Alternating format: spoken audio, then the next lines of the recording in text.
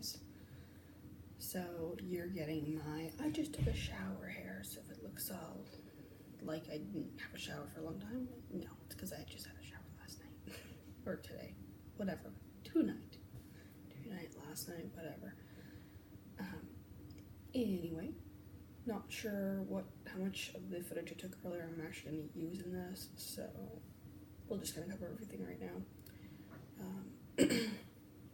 So today is Tuesday, and today we got up around 6 and had breakfast at 7, and then we had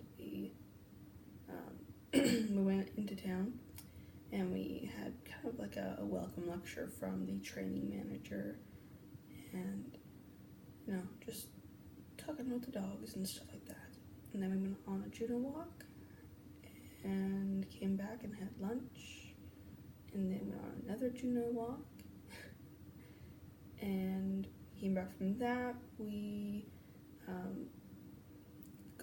sat down as a group, I guess you could say. There's the class and then there's the group, and your group has like 4 people, 5 people in it, and the class is everybody. So there's like 20 students in the class or 22 students in the class, but there's only 4 people in our group. So yeah, sat down in our group and we went over the different leash configurations, the generator and the harness and the collar.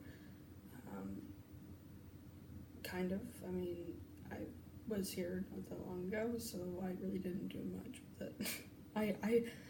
I played along just because, but we basically have 2 instructors for our group, and the instructor's like, you know what you're doing, right? I'm like, yeah. And he's like, okay, you don't have to do this. So I'm like, awesome. Good, because, I know what I'm doing here. Some of it I just followed, like, they handed us the leashes, and I'm like, okay, just make short leash, long, and they went through. And I did it just because, but I already knew what I was doing, so it wasn't like a huge deal for me. So we did that, and then we had a meeting with the previous president of the CNI, and we had that meeting because they were solidifying and choosing which dog. I guess it's not really solidifying. They were choosing which dog was going with which person. Because up to this point, they've been guessing, like, okay, these 3 dogs are still good. Okay, these 2 dogs are even better. And then today it was like, okay, this dog was for my person. And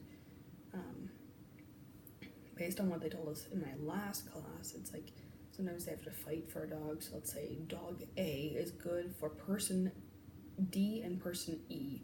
Well, now the instructors for person D and person E have to fight over who gets the dog. Kind of, the way that they're talking about it in this class is like, there's a perfect dog for you, and your perfect dog is not your friend sitting next to you's perfect dog. So, which makes sense because we're all different, so that's good, I guess.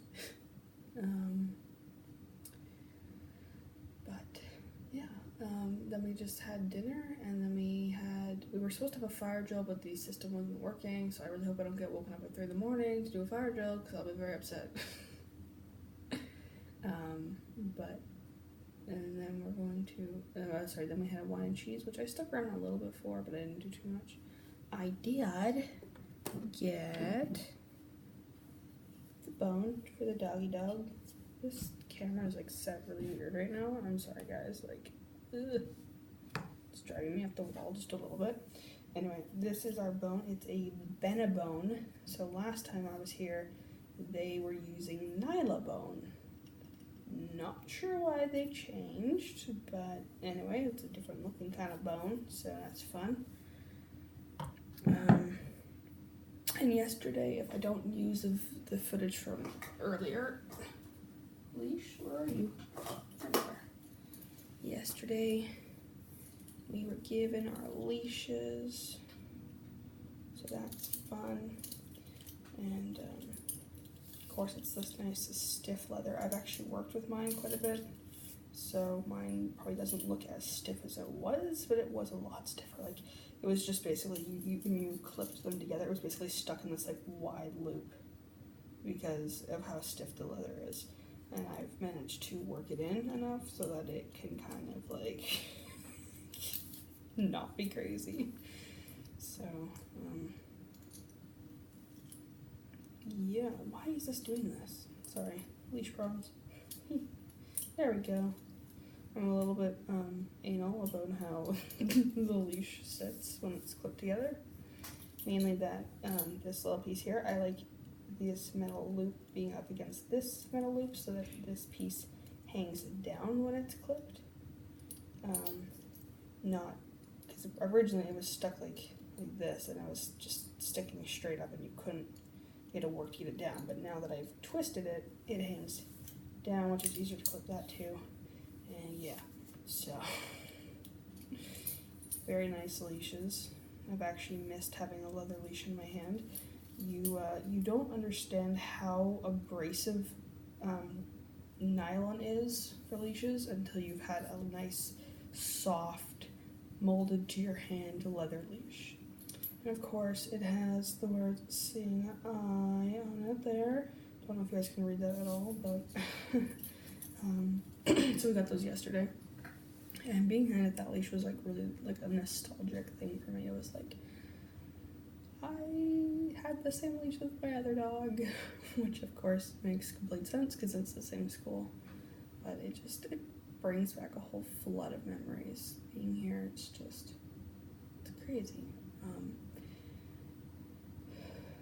It was interesting. We were heading out for our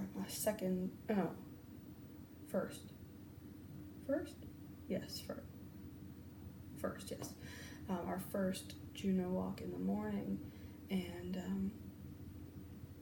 I was sitting in the downtown training center and I was just remembering what my first class was like, the difference. First class, it was sunny, it was cold, but it was sunny, and the sunlight was coming through the blinds of the windows, and now today was all gloomy and just spitting rain the entire day, and it just wasn't very much fun. Very dull and overcast. On the other hand, the leaves around here are absolutely gorgeous. They're like pink, which is beautiful. I love it.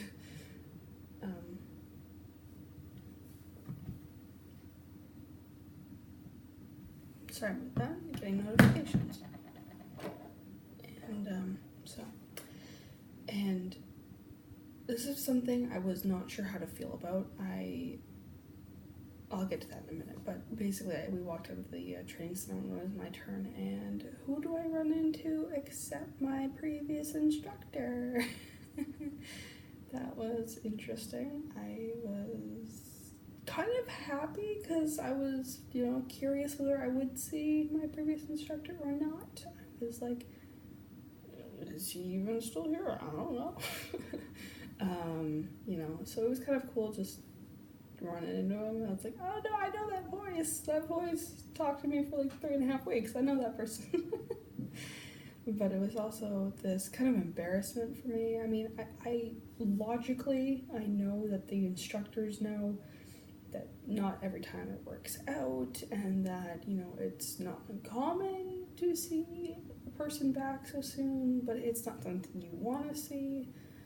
So logically, I know, I don't know what I know, but I know what I know, but I don't know how to word what I know. But for me, it was like this, honestly, like an embarrassment. Like, I failed. And so I've been kind of, yesterday was kind of like a happy day for me. So my throat, I just got like one of those weird like ball things in my throat right there. Jeez.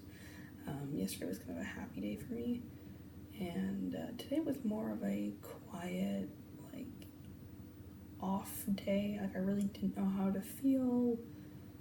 I just kept getting flashbacks from the first class, and I've been trying to not relive that because it's not going to help me with the next dog here. But yeah, it brought back my feelings of failure, not being able to make it work with Yoshi. I was told with her how awesome of a dog she was, and how, she was just a really, really great dog. And she is. She is a great dog. And she just had a couple of issues. That, looking back, were probably something I should have taken more seriously in class. But I was a first-time handler. I didn't know that, and there's no way of knowing. There was no way of knowing that her occasional growl or her occasional bark in class when the dogs are stressed out to the max as it is, there was no way for me to know that would develop into something much greater. And maybe it didn't. Maybe what she displayed in class had nothing to do with what she got later on. Maybe it developed from something completely different. I have no idea. So I've just been dealing with kind of some, not so great feelings. There were some feelings of, why am I here? I just want to go home. Like, I don't even know if I want another dog. Like, I've been dealing with some kind of thoughts like that, being here and just remembering. And that's something that can often happen. The emotional side is something that no one gets to see. And it's hard to describe, it's hard to explain unless you've lived and worked with a dog 24/7, 365. Unless you've done that and you've had that close of a bond where you're literally putting your hands in this dog's paws, you don't understand what it's like. You don't understand the emotional side. Everyone thinks that you just come here and you get a dog and I don't even know what they think. You just walk or something and then you come home and it's done. And that's not it. And so the emotional side is what gets you. And there's often times where people get a first dog and they never get another dog again because of the emotional side of going back and retiring the dog and going back and getting another dog. Because it's a lot. It is a lot to deal with. But I know the freedom that a dog can give me, and I'm gonna stick it out and give this dog and give the instructors 100% effort for me and see what happens.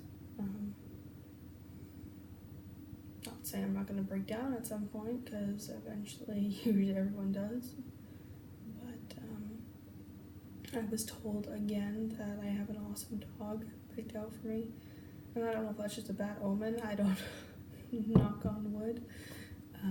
It kind of makes me hopeful that my dog, I'm trying not to compare them, but that the dog might have some kind of good behaviors like Yoshi did.